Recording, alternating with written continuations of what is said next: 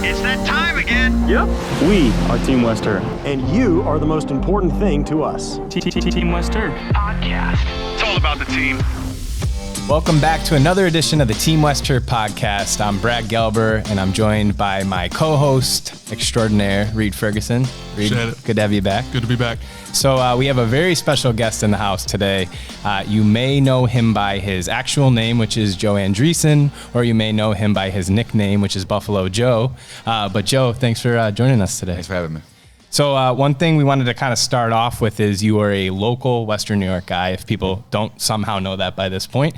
Tell us a little bit about, where you're from in the area and just your background briefly. Yeah, so I'm from Lancaster, Depew area. I live in Depew, but went to Lancaster School District, Lancaster Schools, everything like that. And yeah, I grew up in Buffalo, never left. I've been here. I left for a little bit to go to college, but came back for college too. You went to Bryant, right? Correct. So, so we'll get to that in a minute. Okay. But want to start with high school. You played at Lancaster High School. Yep. What was it like? Was it a big school, small school?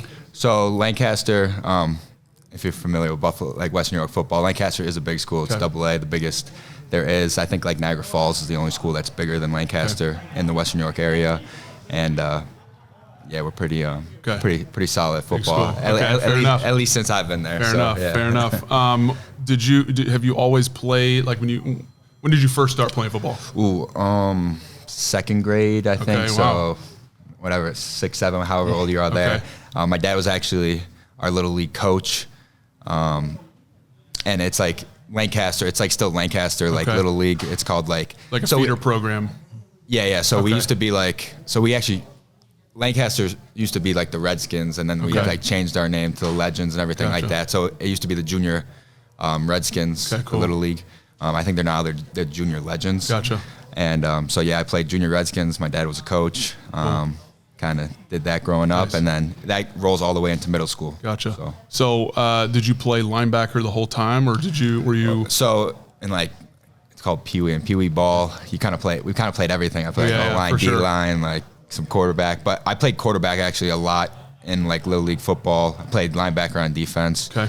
I was like quarterback, fullback on offense. Gotcha. So are you the emergency quarterback if anything happens? All the guys ahead is Joe stepping in? No, I can't say I've ever seen him throw a football at practice, but I don't think that would work out in the NFL. Yeah, maybe so. Is there a guy kind of when you were you're in high school, you're kind of realizing that college, playing college football is a reality at some level.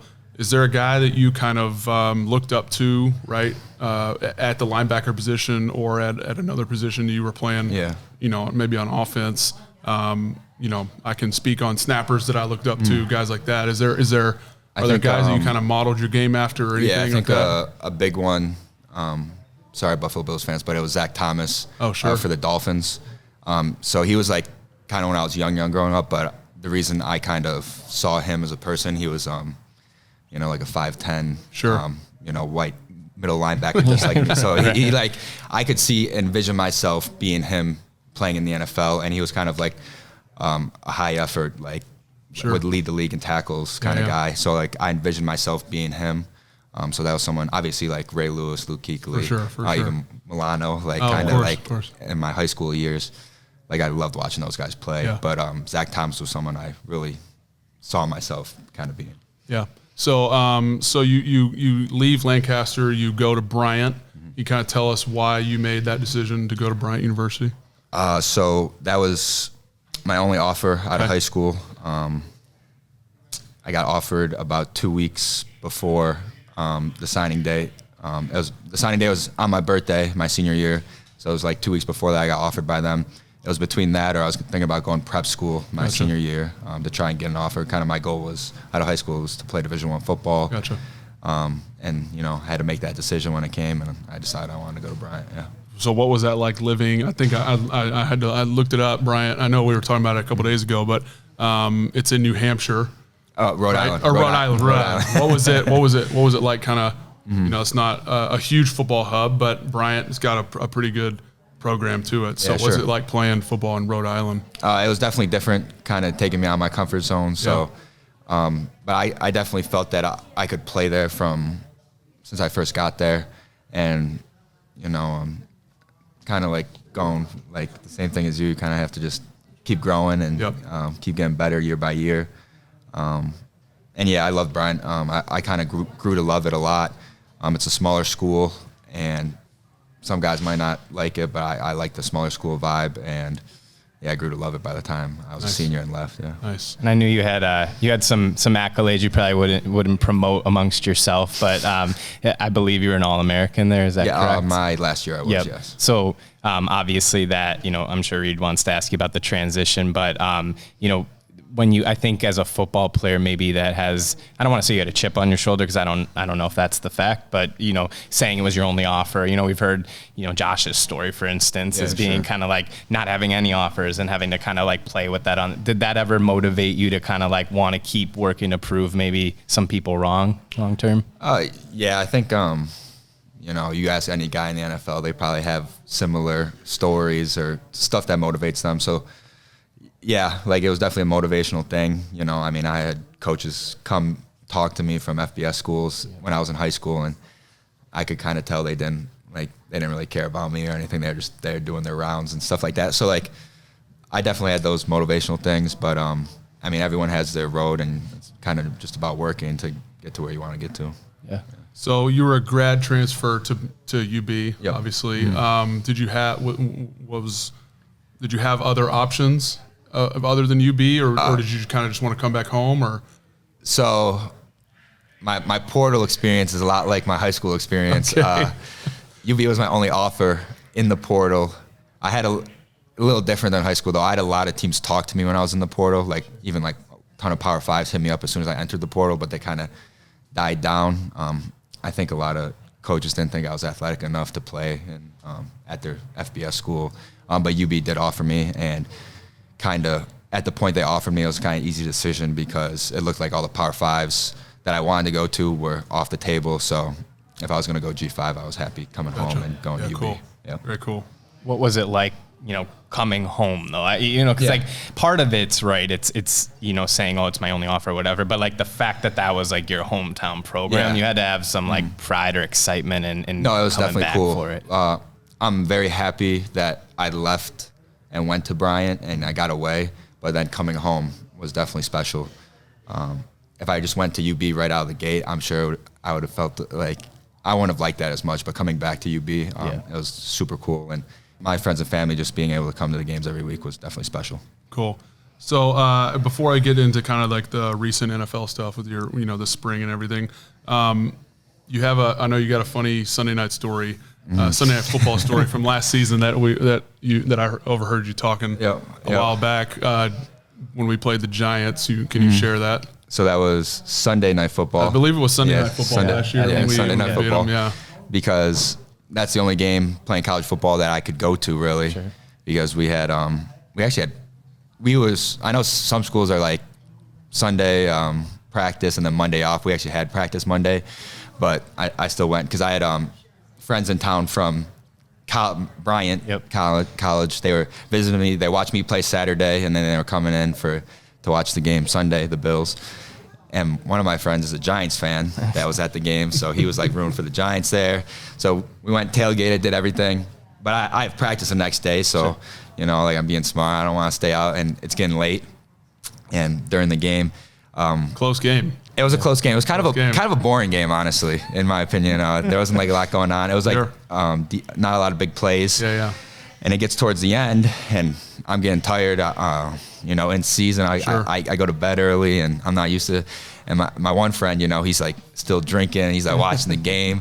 The Giants fan I'm talking about. And anyway, it gets to the end of the game, and you guys are winning, and they stop them, and I'm like, all right, game's over. Let's get out of here. So I can go to bed.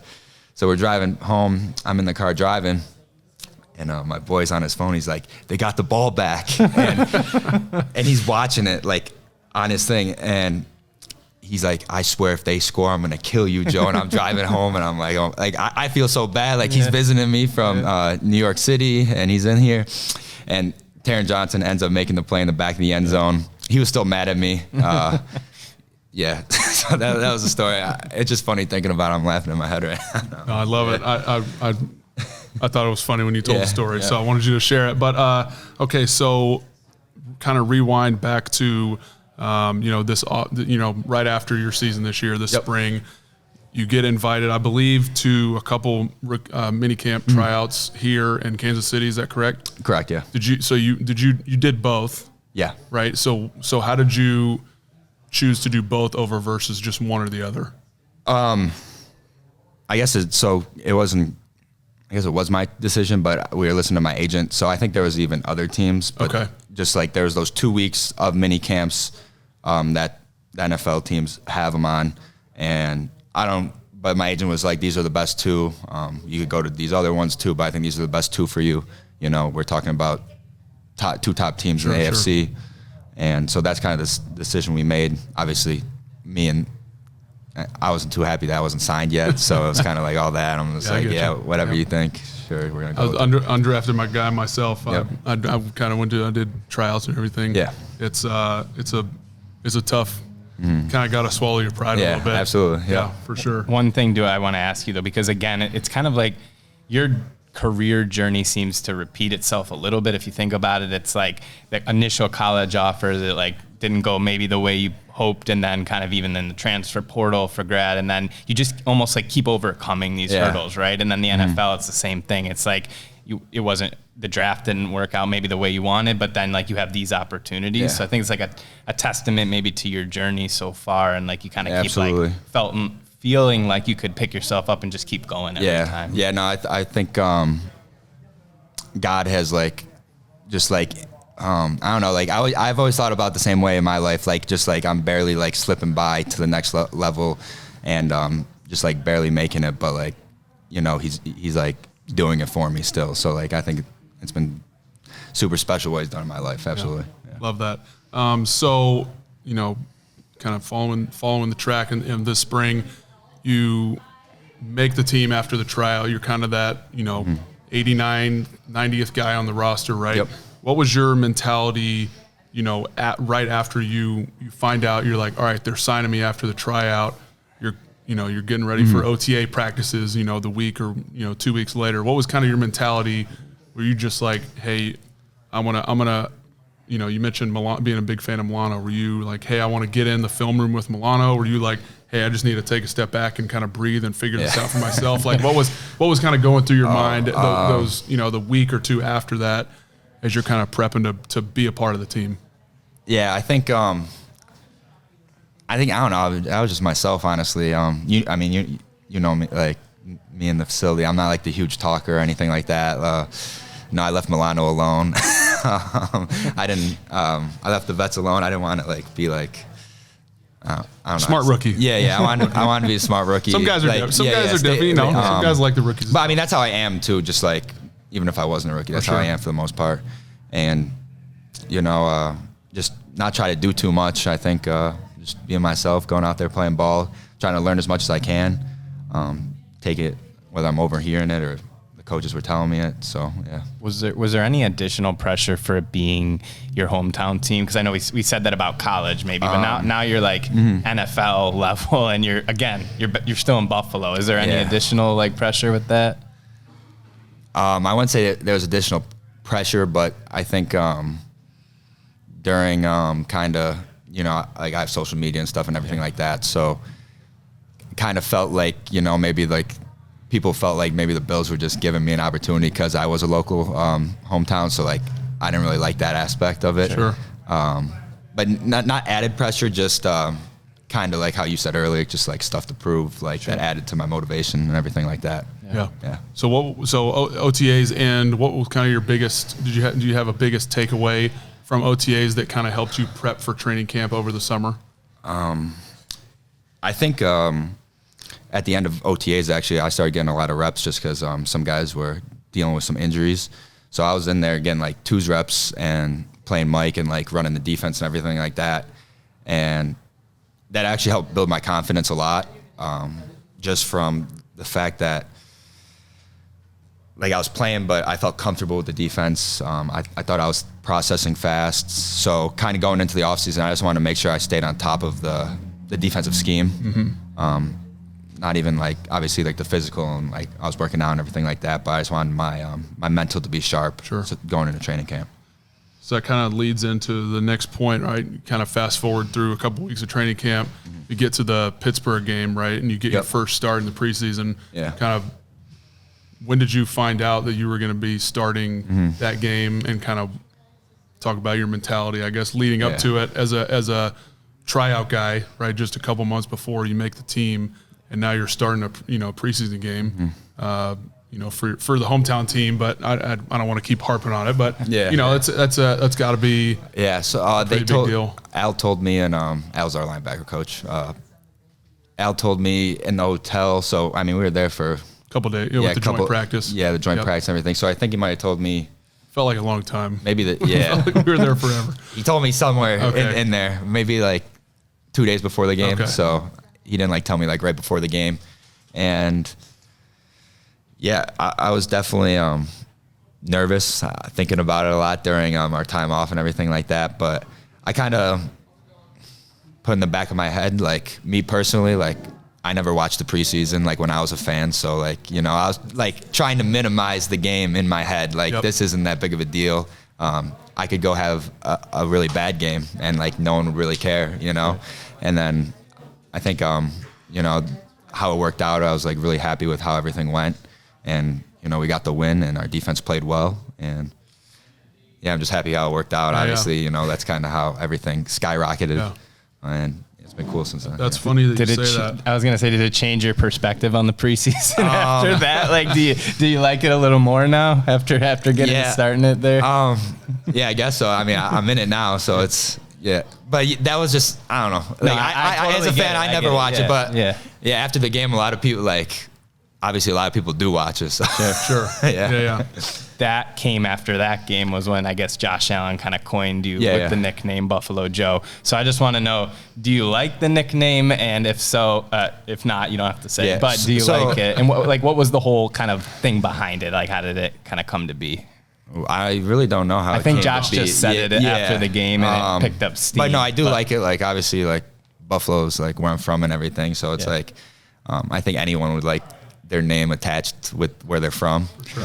And they kind of flip it too, like how I said like before, how I didn't really like being the like hometown because like people felt, but vice versa. Like now where I am, it is like such a blessing, just because like how many like undrafted rookies are in my position. Like even if they do make the team and everything like that, it's just opened so many more opportunities for me. You earned it. Yeah. I would say, you earned the nickname. Thank you. And that's to be cool coming like, from Josh, like the kind of a leader on the team definitely. and a face of it. Yeah, so definitely. For that nickname, that's always gonna, stick around for that. Yeah. So you end up, obviously, next step, you make the active roster, make the 53, along with J. Mark and Cam, two other UB guys. And I know, this past week with the Jacksonville game was the first time I saw it was three, I believe it was first game with three active UB players on the field at the same time. Finding out that you made the 53, I mean, once again, just like a testament to sticking with it. What was your like on cut day, right? That's like that's a dark day. Like, it is. Yeah. I don't, your job, nobody's job is ever, maybe Josh Allen, but nobody's job is ever super secure, right? So like going into that day, were you, kind of what were you expecting?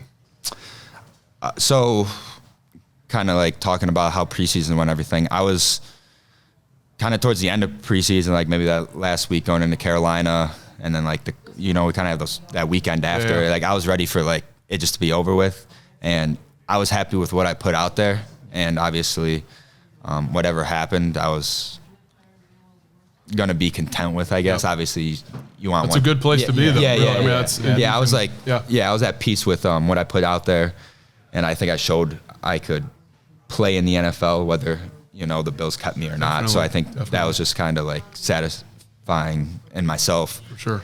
And once I did make it, though, I felt like your phone died, right? Well, my phone went off, but I felt like a lot more like pressure. Like now this is like serious. Like now, just different like kind of special, pressure. like the special teams stuff like that. Like, like now I got like Smiley and Hark's like job like in my hands, kind of. Sure. Yeah, that's a good like point. stuff that's like a good way to think so about like kind of because they're dependent on me for sure. And not that like it's that deep always, but like kind of when I made the team, like I felt like okay, now it's like the real thing. Now it's like even more time to like go out and like succeed. Yeah. Was there anything notable? I know you obviously started the second preseason game. Did you play? I guess you played in the first and third. You played in all three of them. Yep. Was there anything different from the Jacksonville game to the preseason? Were they pretty similar? I guess everybody says from college to pro, it kind of speeds up a little bit. Was there anything of note from the Jacksonville game that you thought was maybe different from the first couple of preseason games? Or just maybe the realization that now that your job is really on the line. Yeah, I think it's definitely similar. For the couple of plays like last two drives that I was in on defense, I could definitely tell. A difference. And then I think special teams, just guys go like I don't know how to describe it. I feel like a lot more people more confident with what they're doing on the other like the guys you're going against. For sure. So it is a little faster.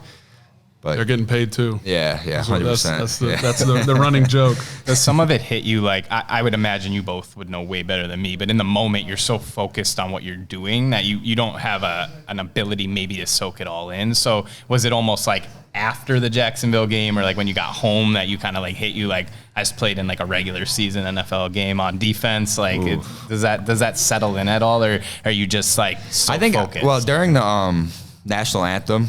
When the fireworks go off and stuff. Yeah. And I think even after we scored the one touchdown, there was like fog on the field at one point during the game. Yep. And I mean, it was super loud the whole game. So there's definitely moments in that game where like, like this is like insane. Because I didn't play at like a Power 5 school either. So like I'm not like super used to like playing in like huge stadiums with like filled out and everything. Yep. But I mean, sometimes just walking in the facility, I'm just like, man,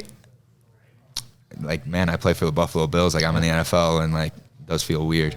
And then like most of the time though, it's just like regular football. Like if I was like, still playing like at Bryant or UB. Yep. So, sure. Well, we're wrapping it up here a little bit. What's so kind of the scope of your football career? Mm-hmm. Is there one piece of advice that you kind of got from maybe a high school coach, or is there like a quote that you think about that kind of keeps you going from all these steps you've taken, these mountains that you've overcome, right? I'd say there's probably two quotes. So my favorite Bible verse, and then my lock screen on my phone. So you want me to share both of them? Yeah, sure. Okay, so Matthew 5:10, blessed are those who are persecuted for righteousness' sake, for theirs is the kingdom of heaven. That just means a lot to me because kind of talking about my journey and everything, I felt like, especially like during my high school years, that I was doing the right thing. I was putting a lot of time into football. I wasn't like undersized, or super undersized. I was like pretty standard, build for a linebacker. Everything. I was like doing the right things, and I felt like I was being persecuted in a way, and so I think, but at the end, it always worked out, kind of like how we talked about, like slipping by and everything like that. Yeah, it's fantastic. So it just kind of reminds me to keep doing the right thing, and so that's my favorite Bible verse. And I'll say my lock screen too. I just don't want to mess it up because I don't know this one as well.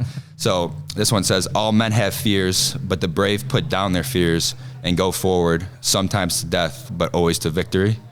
This is in like old ancient Greek saying, and yeah, because I get nervous and stuff like that before games, so that's just something that reminds me, I'm gonna go out there and put everything I got out there, and it's gonna be victory whether it goes well or not. In my mind. So very cool. Yeah. Thanks for sharing that. Yeah, of course. On a lighter note, though, because that's some heavy stuff, which was awesome. But I know you've probably been asked some of this stuff a lot, like off-field kind of related things. But do you have any sort of local favorite places to visit that are a little more maybe off the beaten path, that aren't like, you watch a Buffalo Bills game on Monday Night Football, we got to see like Niagara Falls, we got to see the Anchor Bar, we got to see all the like the commercialized stuff. Do you got any like off the beaten path type favorite places locally? Off the beat. Are you talking in terms of restaurants? Could be anything. Anything. No. Restaurants. Yeah. Let's go restaurants. Well, I'm gonna say I think I've shouted them out a ton, but like Frank's in Lancaster, I love Frank's. Scoobs as well in Lancaster. Those are kind of like Frank's and Scoobs. Yeah. What kind of restaurants? Frank's is like so roast beef on. They're like beef on whack. Roast beef on whack, wings. Okay. They have like pizza and stuff there. Okay. And Scoobs is very similar. Gotcha. Like I get wings at Scoobs. Cool. And I don't know if like usually my mom is the person that helps me with these things. I ask my mom like, oh, like what should I like, and then she tells me, she gives me the rundown and everything because she's so much better at that stuff. I always forget. Frank's and Scoobs. Yeah. Franks and Scoobs. Got it. Let's keep it there. What's okay? So this one might feed into kind of the following question, but hobbies outside of football. Okay. What are a handful of things you like to do? Are you a gamer? Are you a movie guy? Traveler? So I do sports cards. Okay. I do baseball cards specifically. Okay, very cool. I don't really do football, but baseball cards. Like buy, sell, and trade baseball cards. Cool. That's kind of like my main hobby. I'm a big anime fan. Okay. And I do game. I haven't been gaming recently, but I do game. And so anime and then sports cards. What are your the card thing is interesting to me. Yeah. What's the I follow it a little bit just because I'm a huge baseball fan, but what are a couple of your best cards? Ooh, okay. So and how long have you been doing it? Long time? So I did it a lot when I was little. I probably got back into it more like maybe going on like 2 years, like year and a half, something like that. But like I'm like really into it now. Some of my best cards. So probably like value-wise, I have some Tom Brady rookie cards from when I was young that I have. Those are probably like valuable, but like I'm a big Christian Yelich fan, so I have a lot of Christian Yelich, cool. like autos and stuff like that. Aaron Judge, nice. And then Bobby Witt is a big guy I like to collect too. I have some older stuff like Barry Bonds and Manny Ramirez, bunch of stuff. But, that's pretty cool. Awesome. So are you like on are you on Instagram like doing like card breaks and stuff like that? On Twitter. On Twitter I am. Okay, interesting. Instagram I don't have I have like a Twitter card account. I don't. For the cards. Yeah. Gotcha. On Instagram I don't. So gotcha. I don't do that on Instagram. Yeah, we'll see. But the breaks are bad. You can spend a lot of money doing the breaks. Definitely. And I spent a lot of money buying the cards, and ever since I made the team, it's a little easier to buy the cards. So. I love that. All right, last question. If football didn't work out, what was plan B? If there was a plan B. Some guys say they didn't have a plan B. Yeah, plan A was football and that was it.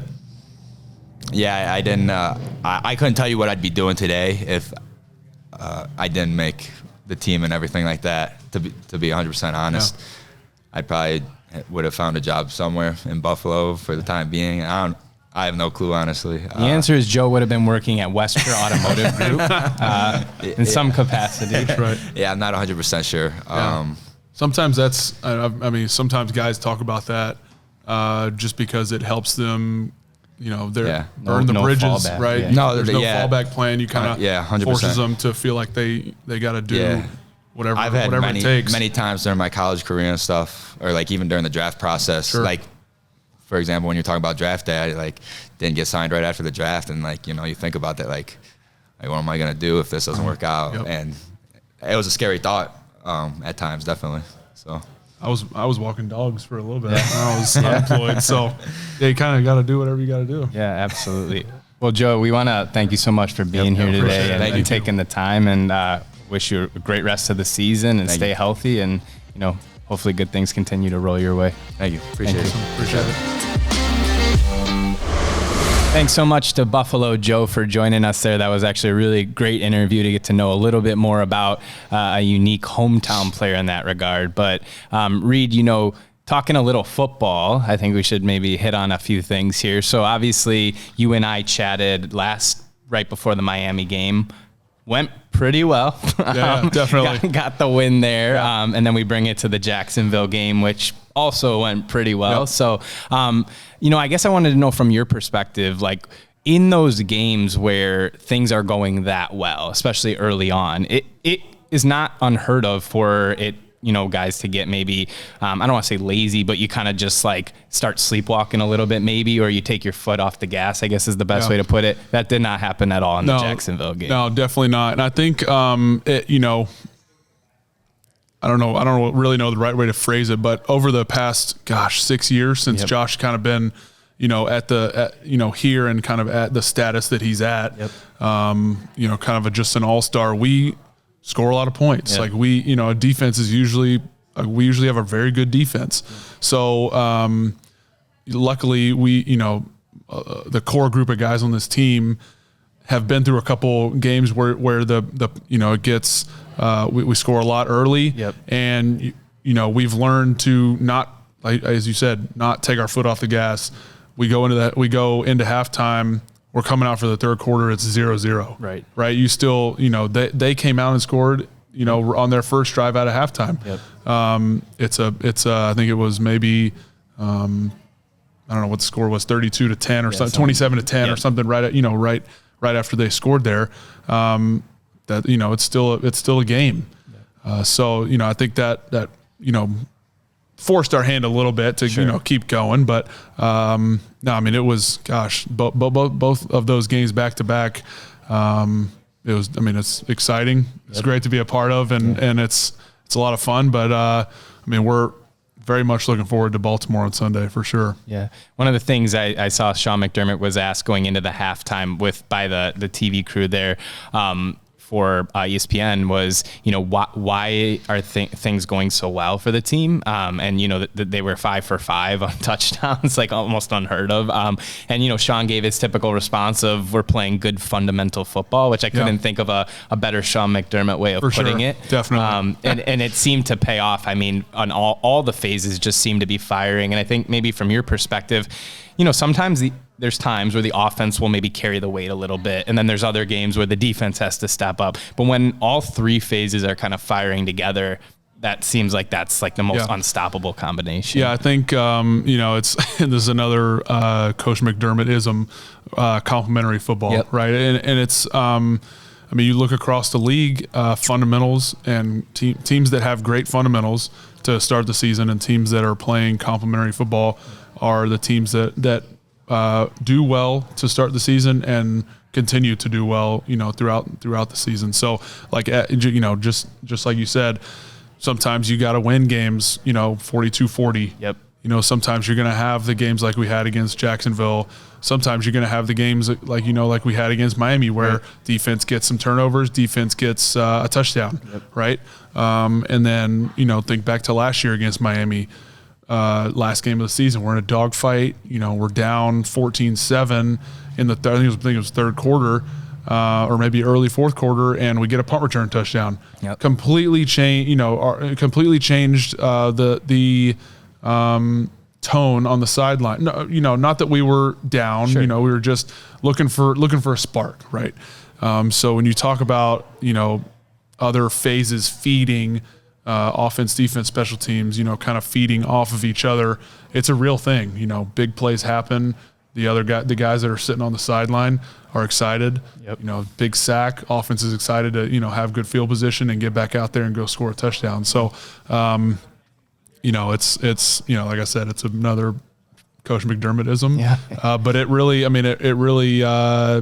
it holds true year in and year out. Yeah, and something Josh said after the game was he loves helping rookies get their first touchdown. So in that game, we saw Keon Coleman get his first touchdown. Reid Davis got his first touchdown. Is that something, as you guys get closer to the players on the team, like you're excited for that rookie just to see him get in for the first time? Definitely. And, I think it means so much to those guys, right? Because you see them work so hard. You see what they can do all training camp, right? And then you're kind of just waiting on it to happen in a game, right? All those guys have the skill to get it done. So I mean, it's a very cool moment. I went back and watched the highlights after the game when I got home, and you can see after Ray scores a touchdown, Josh is excited on the sideline. It cuts right to him. So pretty cool. But I mean, those guys are going to be. We're going to be obviously leaning on those guys to make some big plays for us this year. One other moment I wanted to ask you before we look ahead was obviously the DeMar Hamlin moment was a pretty special one. The fact of obviously well documented everything he went through, and then just to stay playing football, but now be starting on the defense and then come away with an interception. How much did that mean to the guys in the room in that moment? It was nothing short of incredible. I think a lot of guys are here that were here for that moment, right? On Monday Night Football, coaching staff too. It doesn't come much more full circle, right. To see a guy like that, to see his dedication to the game, to see all the work he puts in, to see him come back last year, put pads on for the first time, a year and a half ago, whenever that was for training camp last year. And just to work his way back and gain the confidence, and the guys around him building him up and showing him love, and himself too. He's big into that, showing love to his teammates. It's great to see, and it's incredible. Love that guy. So obviously now Buffalo being 3-0, you sit with a few other teams. I believe there's 5 teams left that are undefeated in the NFL.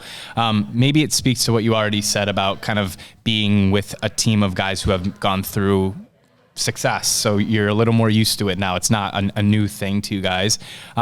But how do you prevent letting that kind of slow you down at all, or have a bad game if you're sitting undefeated? Because going into the season, you and I talked about maybe the expectation was, this was going to be the down year, the off year. Well, they kind of retool with the salary cap, and some of the older teams in the beginning of this run here, they weren't expected to do much, and you guys were great. So it was almost like the pressure was off a little, but being 3-0 and Josh having the game he had on Monday night, like all that stuff's kind of go out the window, and people are going to expect you guys now to be good again. So how do you prevent that fall off from happening? I think it goes back really to just having the attitude of trying to be your best week in and week out, and take it one week at a time. It sounds very cliche, but it really helps the mentality of the team and the mentality of the individuals, coaching staff and players alike, to really just take it one week at a time, one day at a time, one practice at a time. Make sure that you're dialed in on what, your job on that play in whatever situation that you're in on the field, right? So, taking it day by day and just realizing that we're not playing Jacksonville this week. We're not playing Houston this week. We're playing Baltimore. Yep. What do we need to, focus on for the Ravens on Sunday night? Yep. And, be as prepared as we can be, and, cliche, but doing your 111th, right. It really is, it rings true. And I think that's, it's shown that it rings true over the course of Coach McDermott's time here. He continually puts out, the right players and the right schemes on the field, and we're winning games. So it's I'm going long, but no, you're all good. The more the better. Really being just being prepared and doing your job and taking it one day at a time. I know that sounds repetitive, but it works. It works. So looking ahead now to Baltimore, obviously, you guys have had some success versus them in the past. No, that really means nothing because it's a new year, new players. But Lamar Jackson is obviously a perennial guy in the conversation for MVP, and some Bills fans probably feel some sort of way because they think Josh deserves it. But that aside, what's the thoughts on Baltimore? Kind of, you're heading into their house for Sunday Night Football. Yeah, I mean, a little similar to Jacksonville, right? I think Baltimore, they're 1-2. Yep. A little bit of a revamped team. They got Derrick Henry, who we've seen over the years. It's a home game for them instead of Jacksonville coming here at 0-2. Hungry for a win, hungry to get back into it. obviously being an undefeated team, you've got a target on your back. So it's in my mind, it's a little similar to, what we came up against last week, but we got to go to their house for a night game. So very much looking forward to it. It's a great challenge. And like you said, they've got Lamar back there. So really anytime they've got the ball, he can do something magical with it, just like 17 can. So it's going to be a great game. Looking forward to it. Something I want to ask you specifically is, obviously I know you love your guy T-Bass, but getting to go up against Justin Tucker, who is like a legend in his own right as a kicker, maybe one of the all-time best, as a long snapper and kind of specializing in that area, do you appreciate when you get to like go up against a guy of his caliber in special teams? For sure. I think it anytime you come across guys on the other sideline that you can admire, the way they go about the game, what they may have done in the past, or you take a guy like Brandon Aubrey from Dallas right now. He hasn't been doing it a very long time, but he has been doing it at such a high level, in the time that he has done it. That's a guy you can sit back and admire and just appreciate, like you said, appreciate watching him go, do his job at such a high level. And because what it takes to kind of operate and perform at that level. So, to answer your question, it's very cool anytime you get to see a guy of that stature, play and do his job at a high level. It's very cool.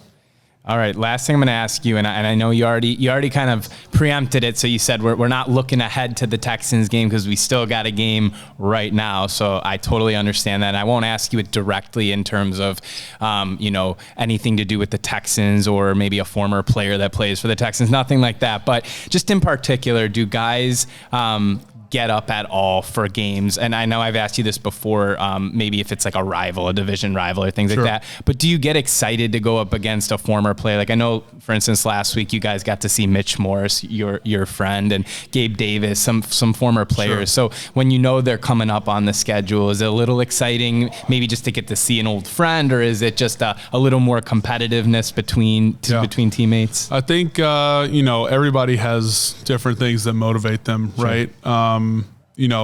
Do I look at Dolphins games differently because my brother plays for them?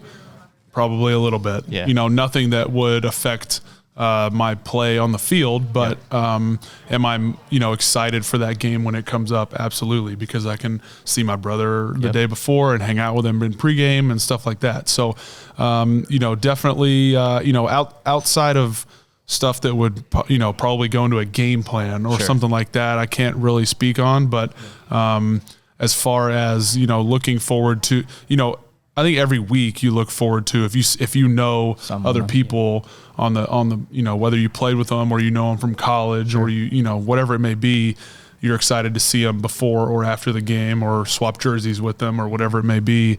As far as, looking at it, some guys may view games as a revenge game. If they felt like a team did them wrong, they whatever it may be. I think everybody kind of has their different motivations, whatever gets you going, honestly. If that helps you to dial it in a little more, so be it. Right. Is kind of how I look at it. But awesome. Yeah. Well, I appreciate the honesty, the transparency. As always. It's always great to get to sit down with you and talk a little bit of football. Special thanks again to Joe Andreessen for joining us today. That was an awesome conversation that Reid was able to make happen for us. So on behalf of Reid Ferguson, I'm Brad Gelber. Thank you for tuning in to another edition of the Team Wester podcast. We'll see you again soon.